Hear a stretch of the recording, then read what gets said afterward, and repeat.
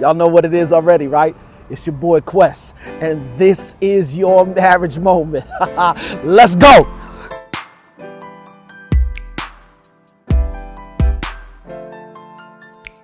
What up, y'all? What if something happened to your spouse to the point where it caused your spouse some bodily injury, right? Some debilitating disease like cancer or MS or, like, for real, even worse, death. How would you feel? Yeah, just think about that for a moment. How would you feel? And I'm realizing, man, the other day I was in the Walmart parking lot and I heard this husband and wife. They might have been husband and wife, or they might have been in some kind of relationship, but the arguing that they were doing, the cussing that they were doing, the calling out of each other's name. And I said to myself, like, man, like, where is the love? At what point do you say, okay, too far is too far, right? And I'm asking that because I'm sure some of you could describe, what that feeling would be like, the feelings of anguish, the feelings of pain, the feelings of sadness should your spouse, like something happened to your spouse, right? And so what I realized, man, is that tomorrow's not promised, right? However, we do have some expectations. We have the expectation that when our spouse leaves for work in the day, that they're going to come back to us, right? We have the expectation that, like for me, that when Faith leaves here, that she's going to come back, right? I have that expectation. But the truth of the matter is, life is not promised. Let me say that one more time. Life is not promised. And if that is the case, then why are you beefing? Why are you arguing with your spouse the way that you're arguing? Why are you cussing and fighting? Like, for real, case in point, let me just say this to you. I had a friend, and not only a friend of mine, but a dear friend to a number of different people. His name was Chris Daniel, right?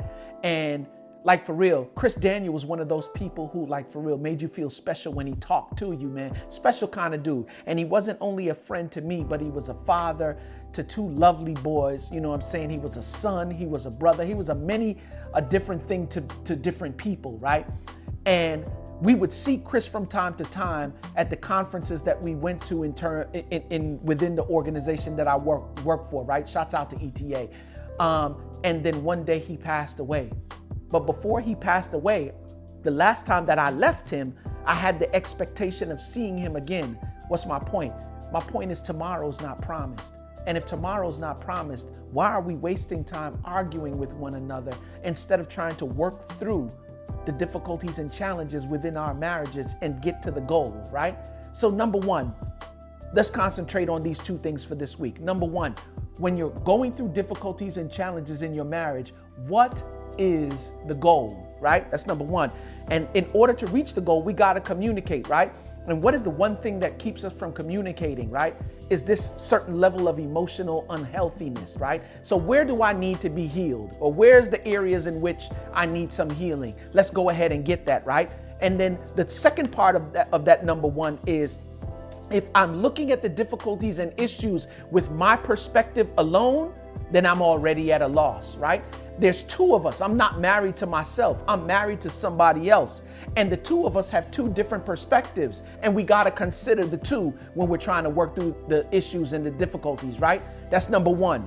Number two is, how do we navigate through those difficulties and issues? I have 5 things, right, that I want you to concentrate on this week as you navigate through the difficulties and the challenges in your marriage, right? Number one, there must be an absence of pride, right? Number two, there must be an absence of selfishness, right? Self-explanatory, right? There must be a certain level of humility, right? And there must be a certain level of maturity, like, for real. There's a reason why when you read 1 Corinthians 13 and it talks about love, you get to that point where it says, when I was a child, I spake as a child, understood as a child, and thought as a child. But when I became a man, I put away childish things, right? So in order to love with that kind of love, unconditional, within the context of marriage, you gotta be grown, right? You gotta be mature. And last but definitely not least, treat your marriage like it's the client. I'm gonna say it one more time. You know, through a business client, a relationship, that you're trying to give your client the best experience possible, right? if they're patronizing your business, right? Same thing in marriage. We should be operating from a place where we're trying to give our marriage the best experience it can possibly have. Why? Because the marriage is much more important than who the two of you are as individuals. So this week, let's concentrate on that. Number one, let's concentrate on what is the goal, right? What are we trying to achieve? And how can we work together against the challenge or the difficulty, right? And not against each other. And number two, you need those 5 things to navigate through the challenges of difficulties of the relationship, right? So y'all know what I always say, from shaky to good, from good to great, ultimately what we want is phenomenal. But phenomenal don't just happen. It takes work, specifically on making sure that we use our time, right? It's that one commodity that once it's spent, we can never get it back, right? So y'all know, let's make the rest of our marriage the best of our marriage.